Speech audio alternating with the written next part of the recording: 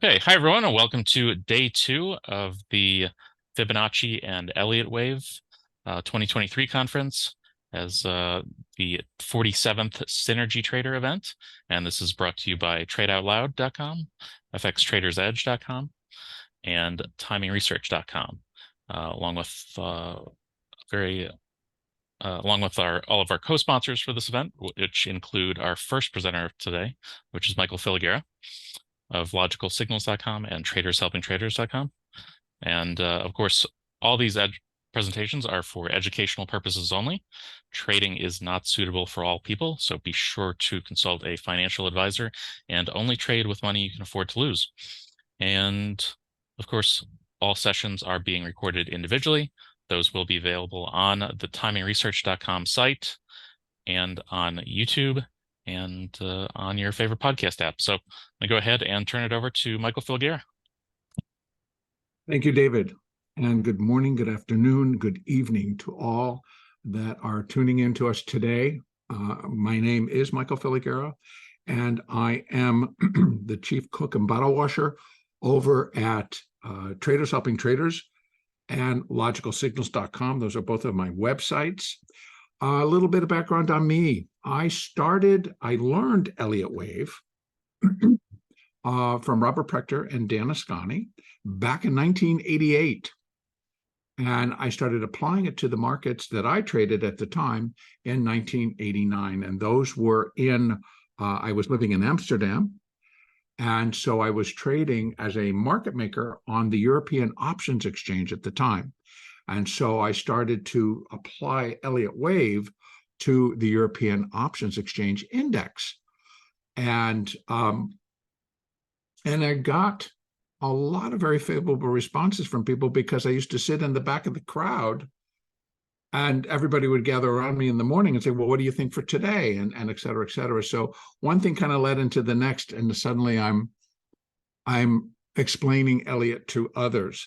Now, a little bit about my background. Again, I started as a market maker here in San Francisco on the Pacific Exchange. I've traded here in San Francisco on the London traded options market, on the European Exchange in Amsterdam, and then I got my full introduction into total electronic trading because I was on the DTB, which is the Deutsche Terminbörse, which is in Germany, and they're fully electronic. So I got my introduction there, and it was quite the experience. I came back to the US in 1997, came back here to San Francisco, which is where I'm from, and I went back to the Pacific.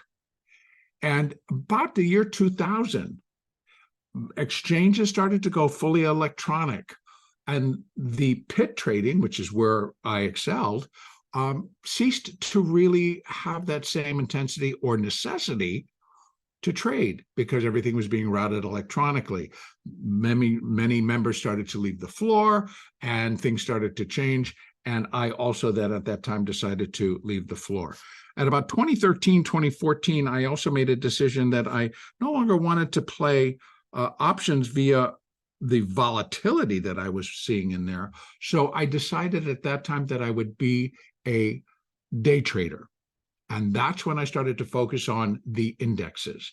And my indexes of choice were the NASDAQ and the S&P. They remain my indexes of choice.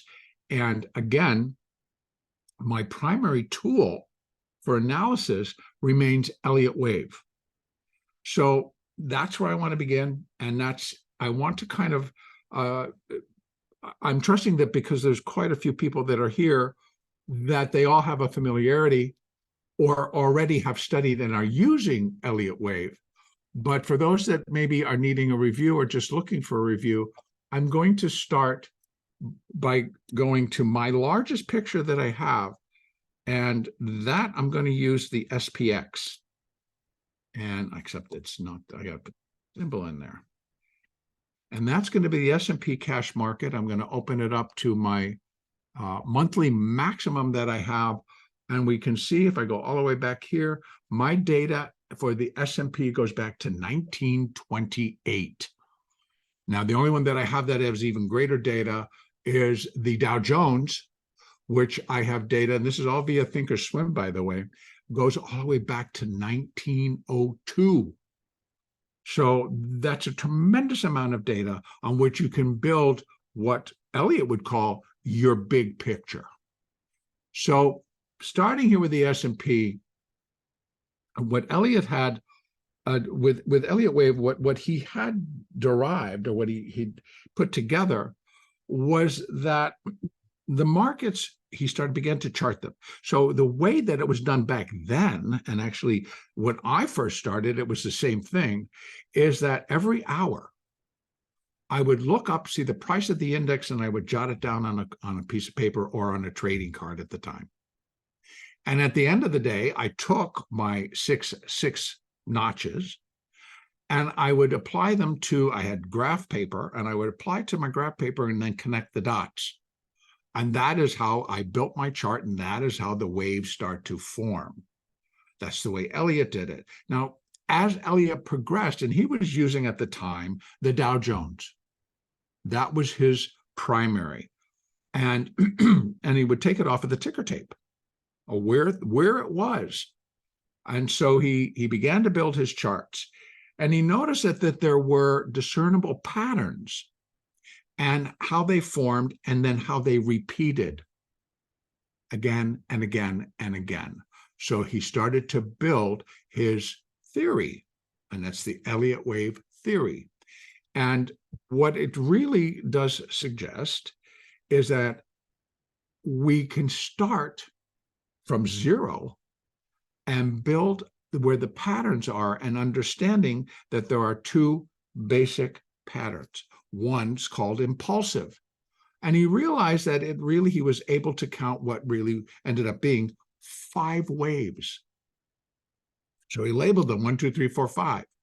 And then he noticed that wave 2 corrected wave 1, and wave 4 corrected wave 3. And then when it was all finished in a 1, 2, 3, 4, 5, the whole sequence then was corrected in what he then labeled as an ABC type of a move to correct the overall function. And then from there, he realized that then produced the first and second wave of what then became the next degree.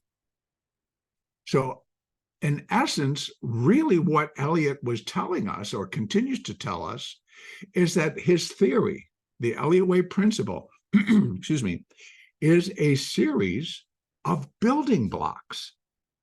And we can start from our smallest picture, and eventually that builds into our biggest picture of where we can have nearly 100 years of data. So then he developed cycles, and not cycles, but degrees. And so the biggest one that I use is called supercycle.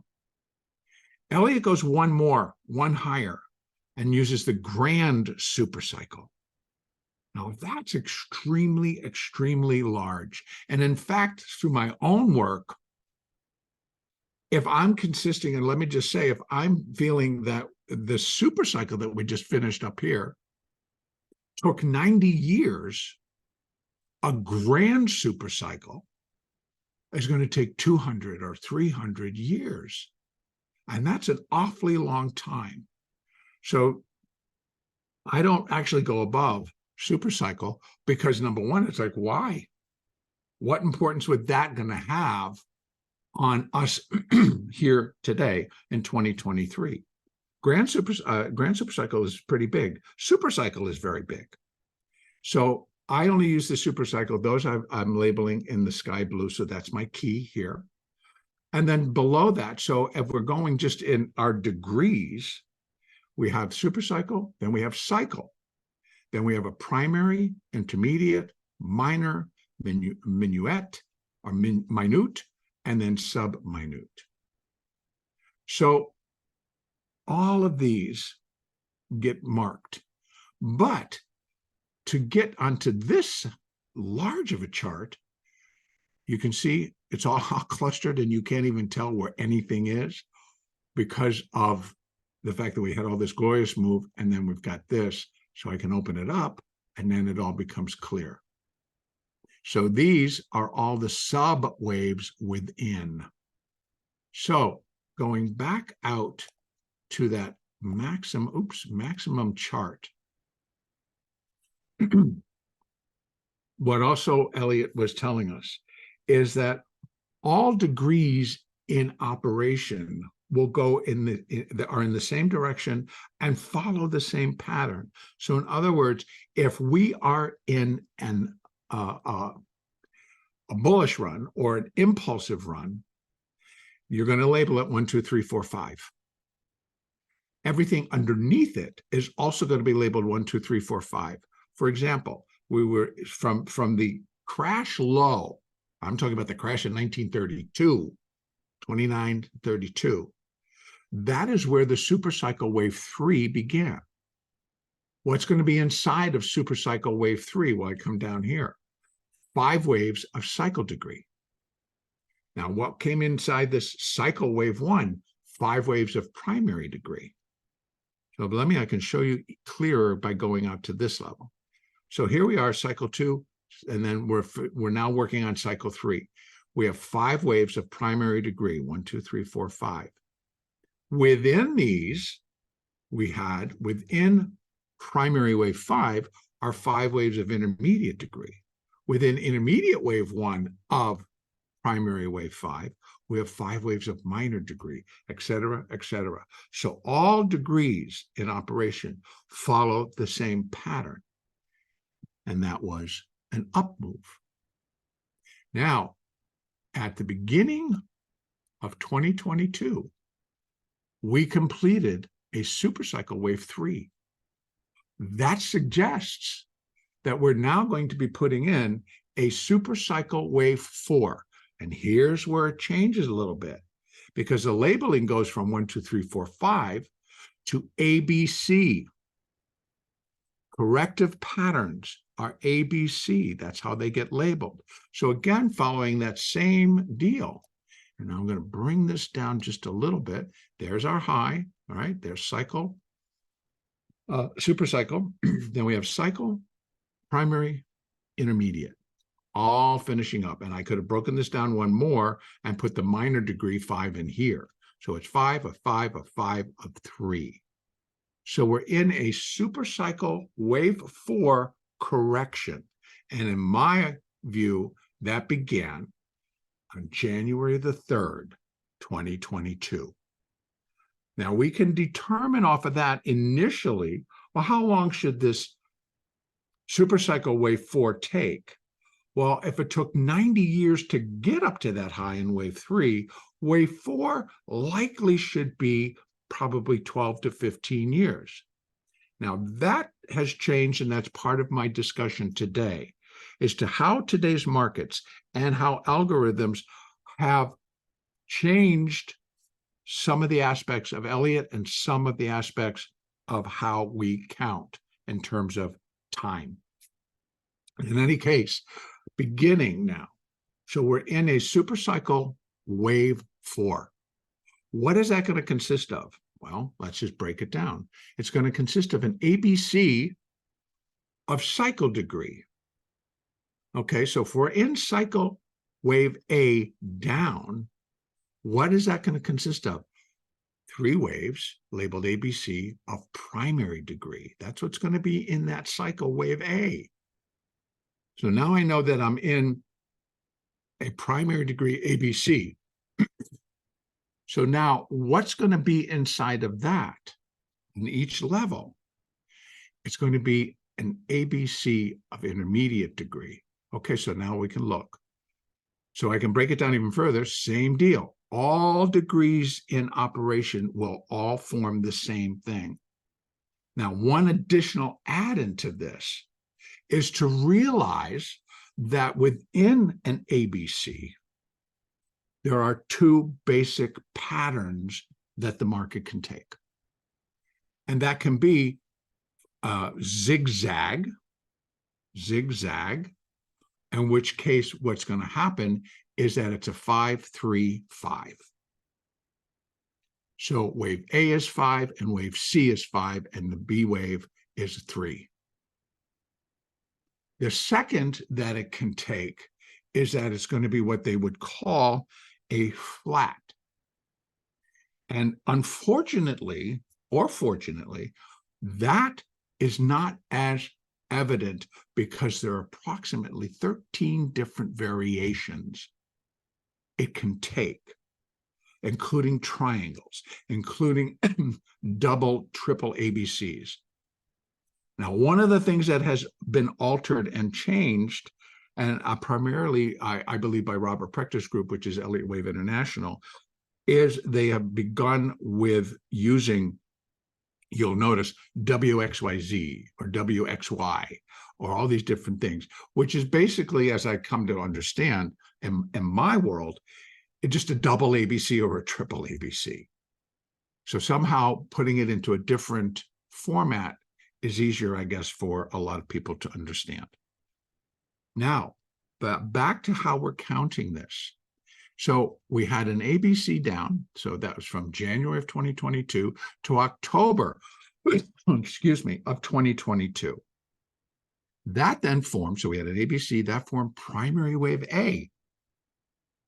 So we know that overall, we're looking for a primary degree ABC to complete the cycle wave A.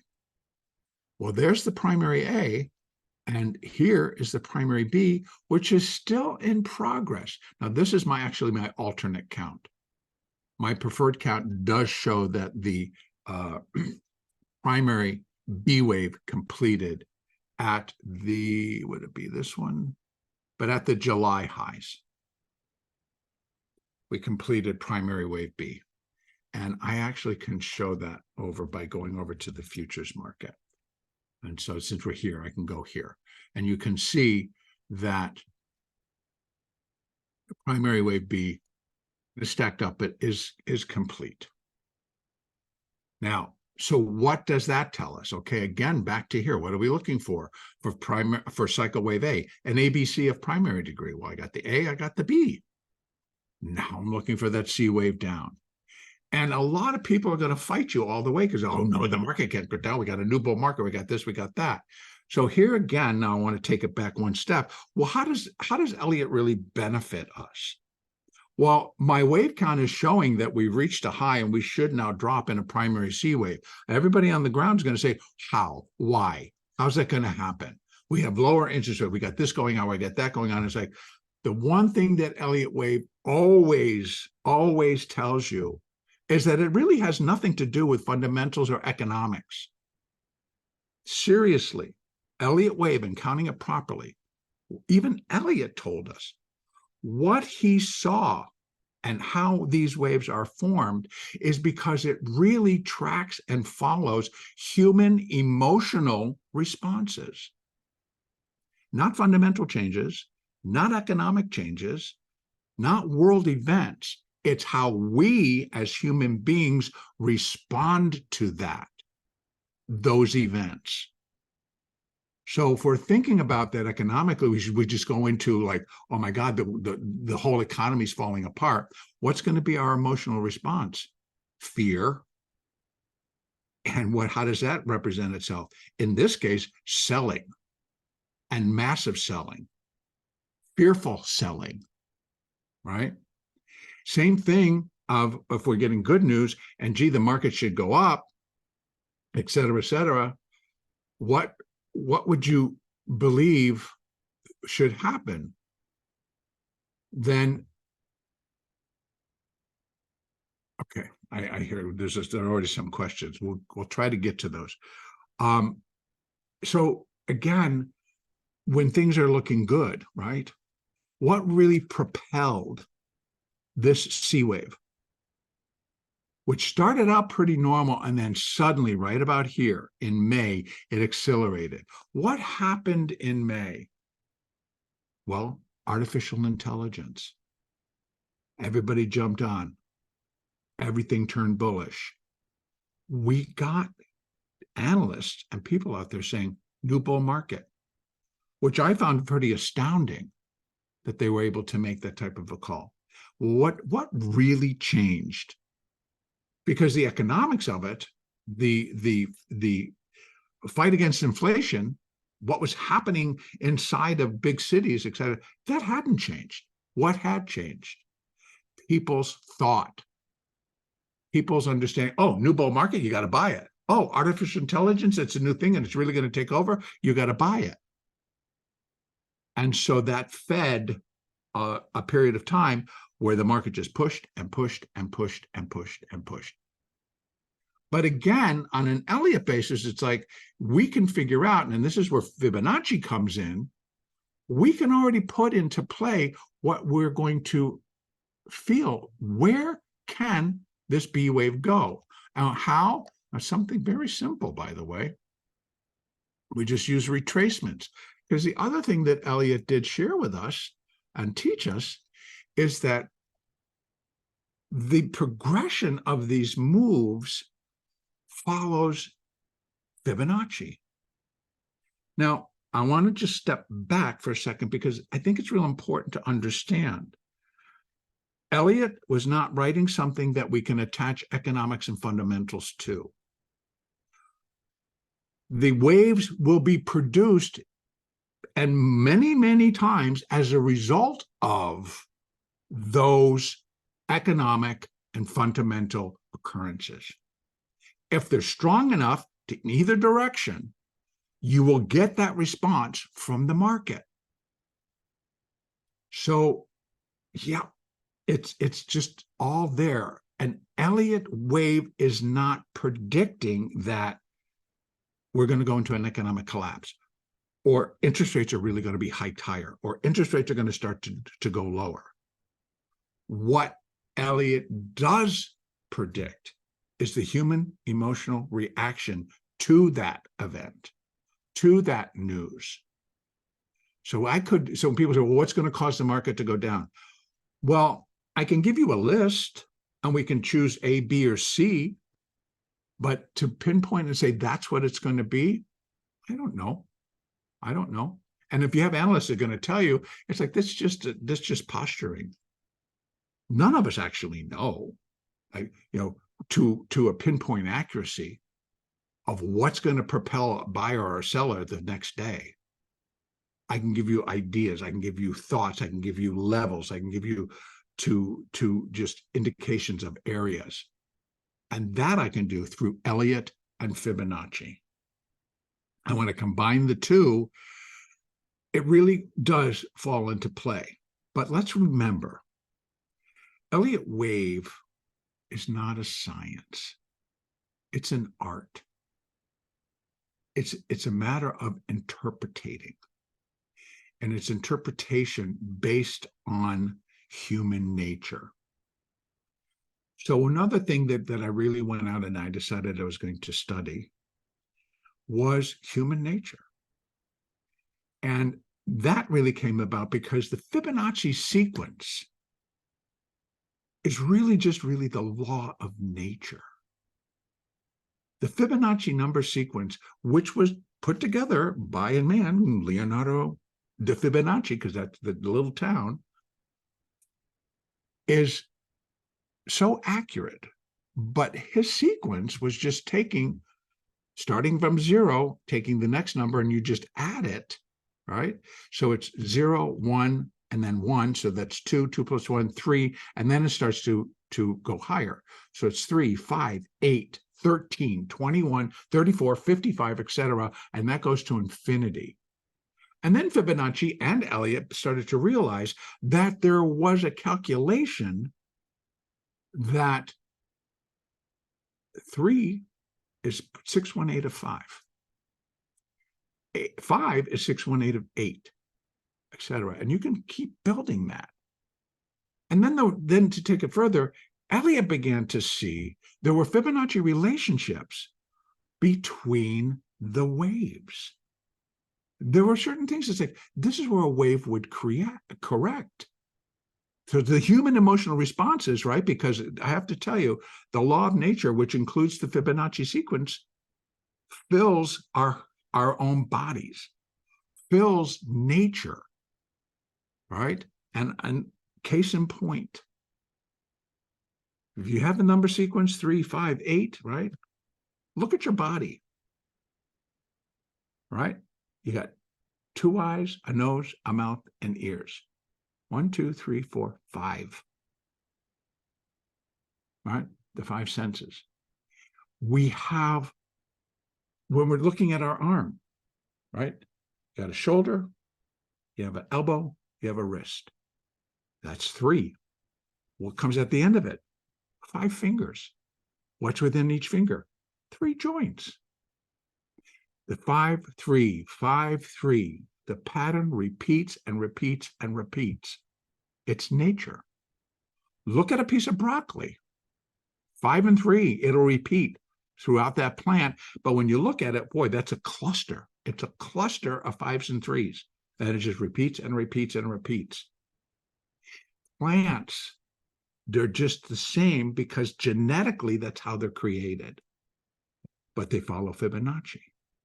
Everything seems to follow Fibonacci.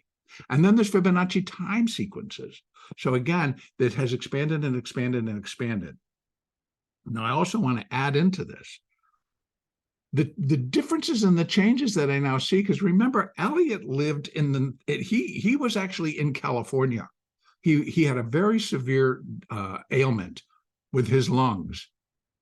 And so he came to Southern California because he needed to have that drier weather so that he could, heal. That is when he took the time. That is when he did his writings. That is when he did his research. And so he took all this time and realized that there are time sequences that are applicable on a Fibonacci basis, and how everything rolls itself out, and how a wave pattern, and how he taught us that you start with your biggest picture you can gather, so the most data you can get. So for me, or for us right now, looking at the S&P, well, I can get data from, on the futures only back to 1983. If I go to the cash market, you saw 1928. So that's a lot of data. So I start from the big picture and work my way down. Now, remember, he created it starting from the lowest level and working your way back up.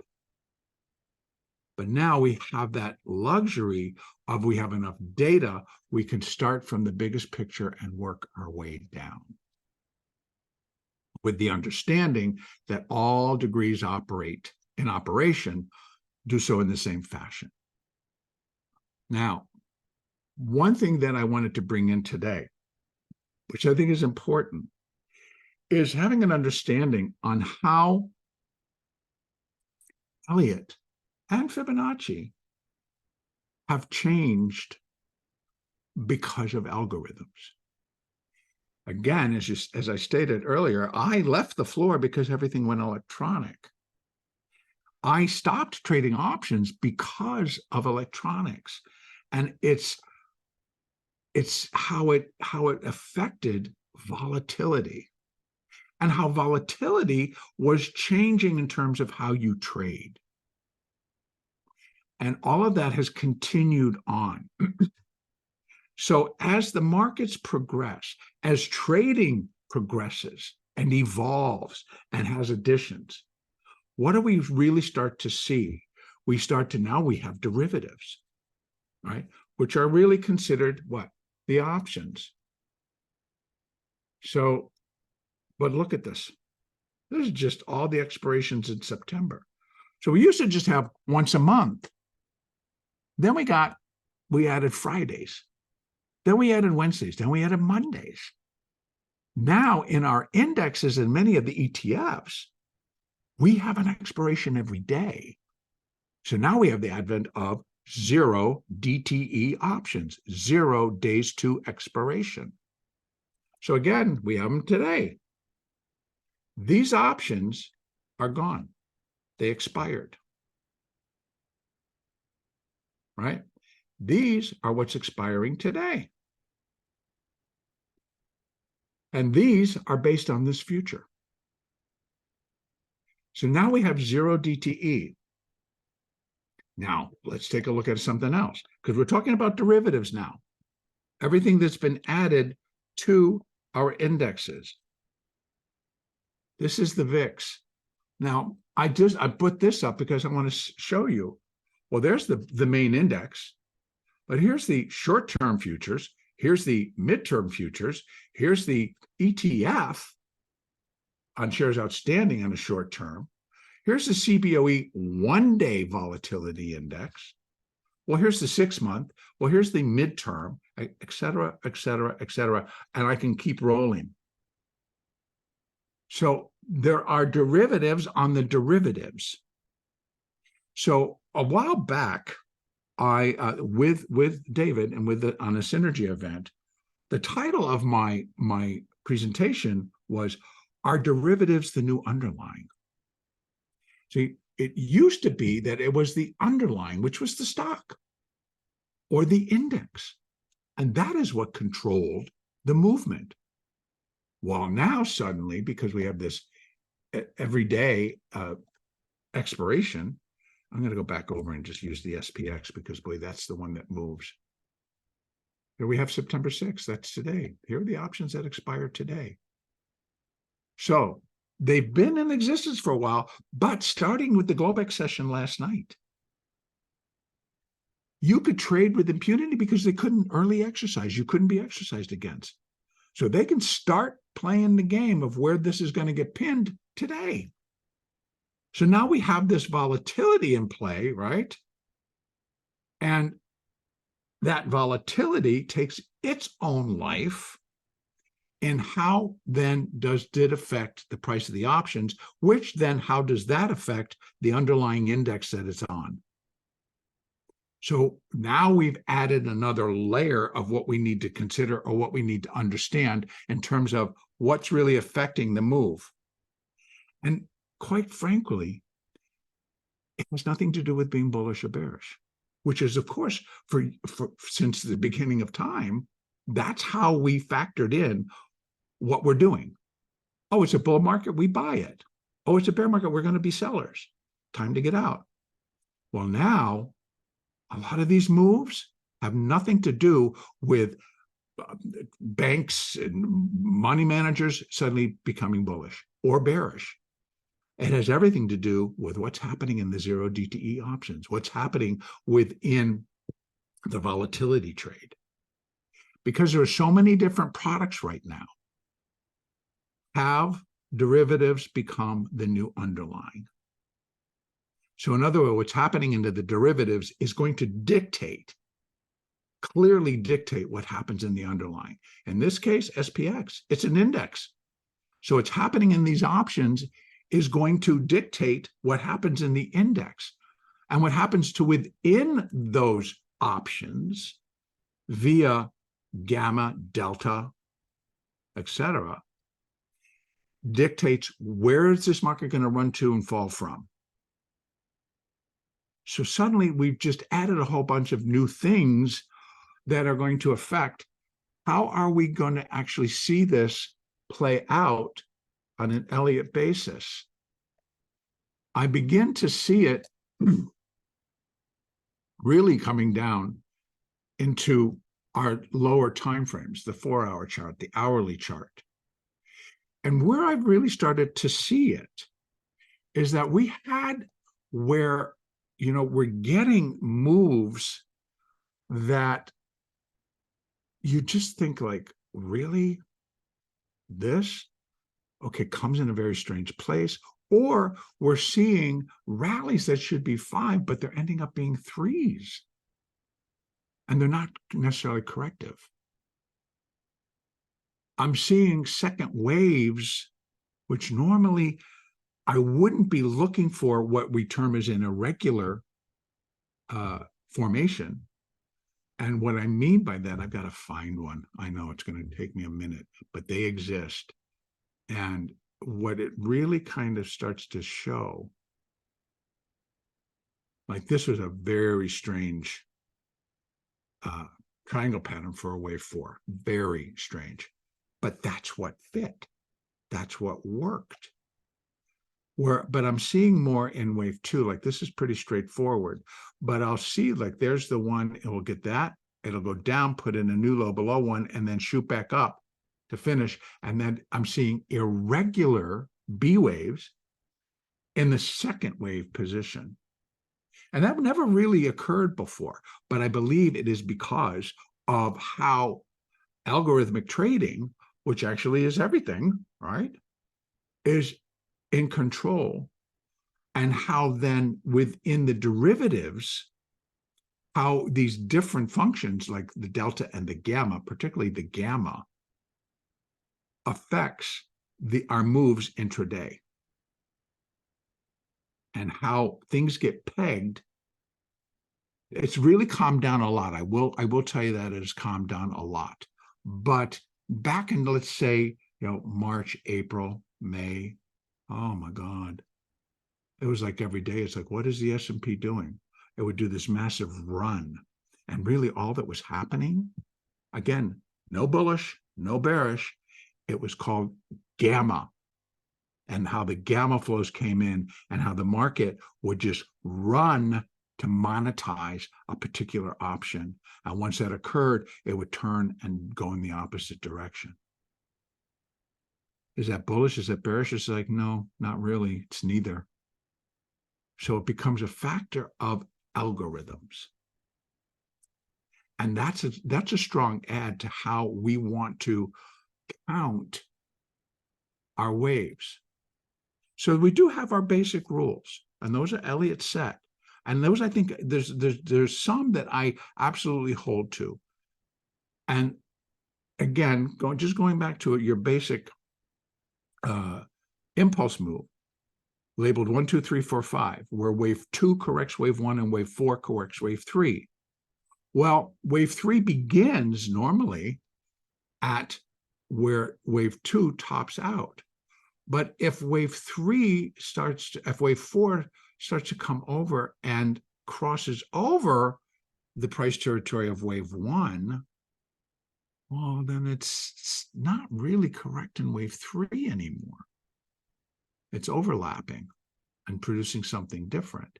Similar to wave 2 correcting wave 1. Well, what happens if it goes above the starting point of wave 1?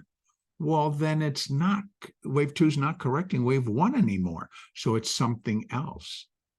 So those remain pretty firm. But in between, I'm seeing where there'll be rallies, and they're like all ending up being 3s, and they're not diagonals. So we see these more on our very, I'm going to say very small time frames, where you get these patterns, and you're just scratching your head going like, what was this? 3, 3, 3, 3, 3. Was that a triangle? And then we drop out of it? No, then what was this? So we're getting a lot of differences in pattern, and I believe it's due to algorithmic trading, which is just all preset. So you're moving in, you're moving out. Now, also consider, right, what I was talking about before. Are the derivatives the new underlying? So what do we get going on in here? We're going to get where, if I'm a trader and I'm making markets here in the SPX, and I'm looking at the volatility, it's like, yeah, okay, it looks pretty good. Market's trading 44.66. We can come down to the 44.70. These end and expire today at 4 o'clock Eastern. They're done. So, but between now and then, the 44.70s, which are basically $4 out of the money, right? What's the really intrinsic value? 0. Why do I need to buy something that tells me I can purchase this index at 44.70 when I can go out and do it at 44.66 or even less, right?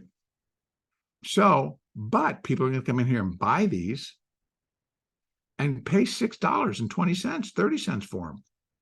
So in essence, what are they really doing? They're paying $44.76 for the index, for the privilege of buying the index at 44.70. So I sell that to you. What's my cover? I go buy the SPX, which is all going to be buying the index. Clearer message would be to go back over and let's look at it via the ES. So again, Yeah, these expire today. So again, now we're going to be basing it on this. So here's the price, right? The bid ask 72 at 72.25 or 70.50. We can come down here. Here we're looking at the same ones, the 44.70. They're willing to pay you $8.50 for that. These also expire today at 4 o'clock. What's their intrinsic value? $2, maybe. Why they're offered at $8.75 and people are trading it? Volatility. Okay, so if I sell that for $8.50, let's say, and I go and I buy this, so essentially I've given somebody the right to pay $44.70 for the index from me, but I'm selling it for $8. I'm going to round this up to make it easy. So I'm selling it to them for $44.78. I could pay $71.50. That's $7.50. Wow, look at that. So if you understand options, where they're going to tell you a put is a call and a call is a put, then you're able to put this together, that these two combined should equal that. But when they become out of line, I'm a computer or I'm just a trader, that's where I jump in. I can take advantage. So again, what's my question? Has derivatives, all of this, become the new underlying? It's a very interesting question. And you're going to get a myriad of answers like, no way. It's like, way. Because what continues to evolve and change? Options. And options are controlling what we do. Okay, so how does that then change Elliott? Basically, just kind of the way I've been telling you. When we're here trading for the day, you've got so many things that come in. There are so many different reasons why a market's going to go up or down. And a lot of it does go back to that index. I'm trading the S&P or I'm trading the NASDAQ. So we already know that with, let's go back and use the NASDAQ. It's a little bit easier because there's only 100 stocks. There's only 100 stocks within it. Now, here's the secondary thing that a lot of people really need to kind of embrace, and I think many already do, is that all of these indexes are capital weighted. So when we're looking at what is really inside here and what's going to affect how this thing moves, well, let's look at the NASDAQ. The number one heaviest weighted stock is Apple Computer. Right? So what happens in Apple, you can see the percentage, it is responsible by providing a negative effect today of over 1% to the move in the NASDAQ. And you can go down the line and you can see it. The other thing that I think that people need to realize real quick is the over-evaluation of these companies and what is really in force. Terry, basically, yes. Terry's asking, so you're saying that options are controlling and not the futures? Yes. Yes. Because of what we call the Greeks. If you have a position in a future and the gamma was within the options, what the gamma is going to tell you is the price change to your option every dollar move. Oh, you can make a lot of money.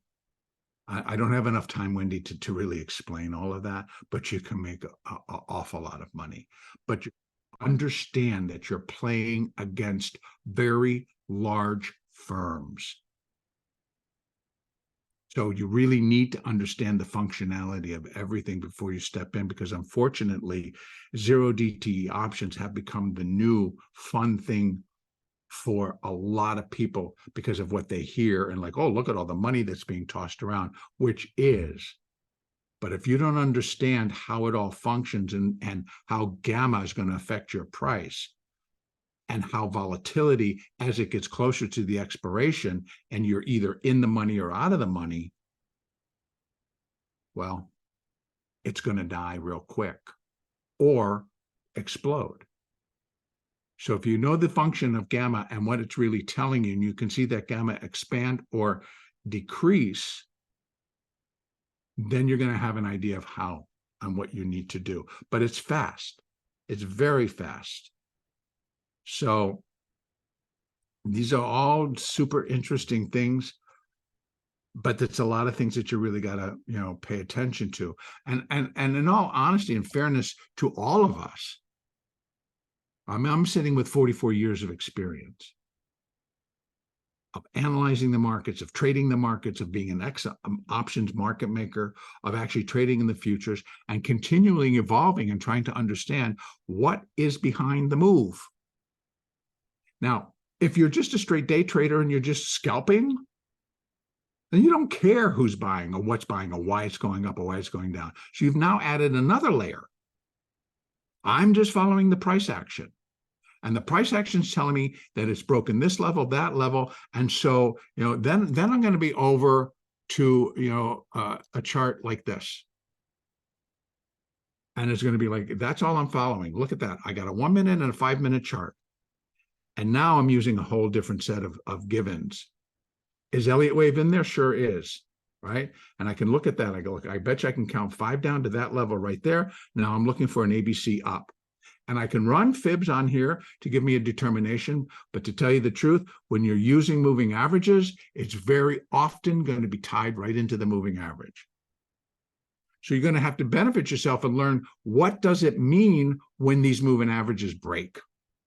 If this came up and broke above that 50, do I buy it? Do I sell it? I would probably buy it. Why? Because the theory behind it is like, if it breaks strength here on that 50, it should run up to this actually is VWAP, the red one, and the magenta is the 1 minute 200. And this yellow one, that's the point of control. Now, the point of control just represents where our buyers and sellers have been most comfortable and the most volume has traded thus far. 15,490. Well, look what we're trading, 15,404. Wow. But the volume was heavier here. And what are these two lines? Well, that is showing you where the value area right now sits. So we're trading below the value area. So what is the natural tendency for the market? It wants to get back up above the value area and get back into the value area. If you're a buyer and you're a strong enough buyer, you want to get back up here because that's where you're going to probably find your sellers. Now, if you're a seller, you're just going to start hitting the bids. And you're going to have to drive it lower because you're going to be searching for, well, where's the value? Where are my buyers going to step in? So again, different set of screens. And I know I'm sorry, I changed my share and therefore you guys couldn't see it. I apologize. So I should have stopped and redid my share, which actually, David, I am going to do that. I'm going to stop that. I'm going to go back to my other chart and I am going to share my screen again. And let's just go to this one. See if it kind of brings it up. It did. So it's bringing my 5 minute chart and I want to add this one. Let me go to this one. And hopefully now you guys can see my full screen here. And that, yeah, you should be able to see it. So that's what I was talking about, these different lines. And within them, that's what I'm talking about, the 50, so it would break. And we're looking for value. Now that, because I'm a day trader, those are important. But what I also keep in my mind, again, is what I was referring to before. And let me go to here.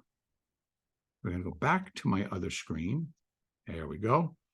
And so we're back to here. And what really kind of comes into play here?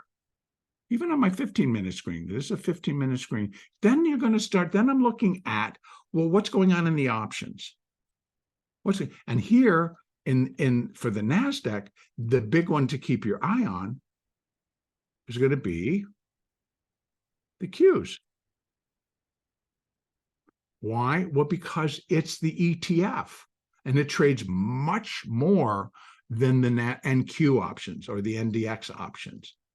So I go back over here and I look at the Qs, and we can take a peek and we can see for what's expiring today, where are they lining up? Look at the volume.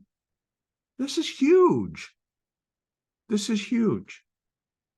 12 million shares of the Q have traded, 12 million. Well, look at this, 31,000. Where are the puts? Wow. So, and this is how you start to figure your gamma flows, right? You got 77,000 of the 375 put have traded. And the 375, 31,000. So combined is over 100,000 in volume on one strike. That produces huge gamma. And so if this thing starts to drop or go up, that gamma kicks in and it forces the traders to make adjustments. Either you're going to get, if it really runs against you, you're either getting very long or very short, very quickly. So you will be forced to adjust whatever your position is. And it all expires today. So that even puts a little extra emphasis on it. So there's so much going on. So again, how do I want to relate that to my Elliott? And what does it really start to show?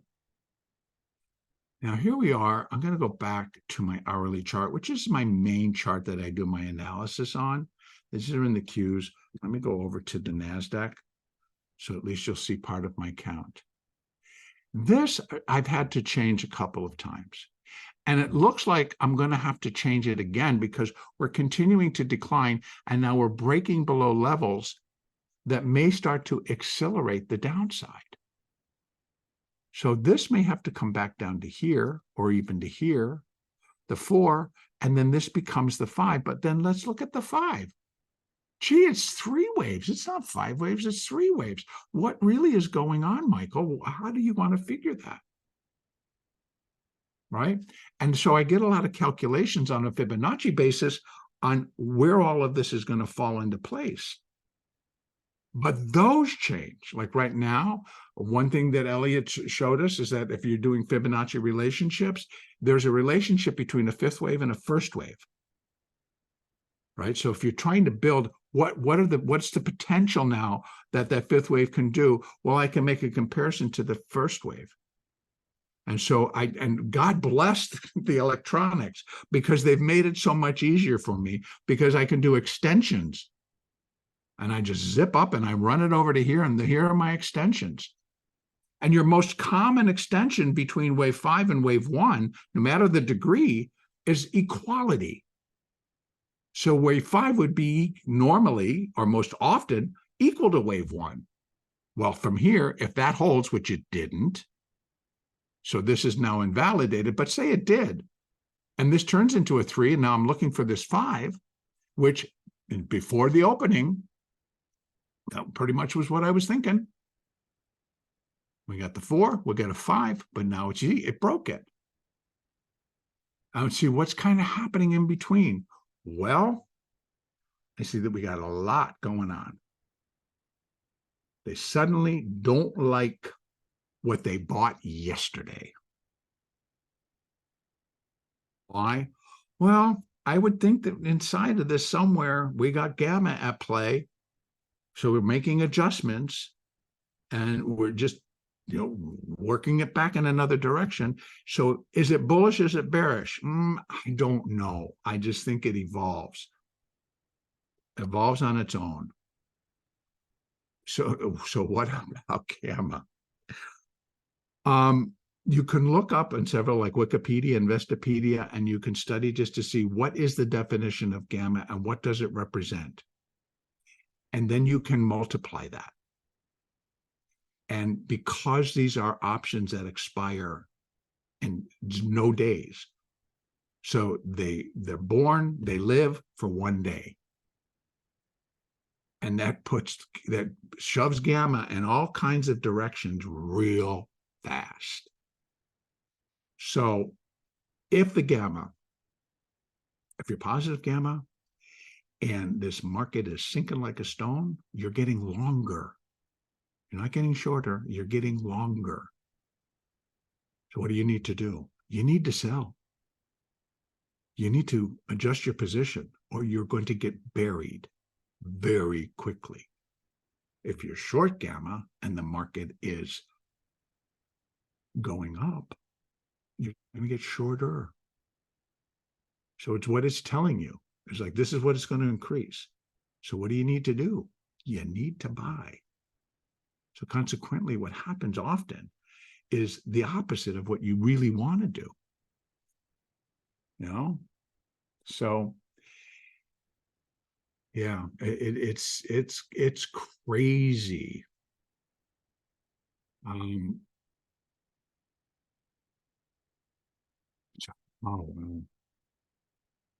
What should we look for? Again, I'm just going over questions now because I got about a couple of minutes and I'm going to have to finish up here quickly. So I'm sorry, internet, you're in I'm going to tell you what. I am going to actually put mine in, Wendy, and you can email.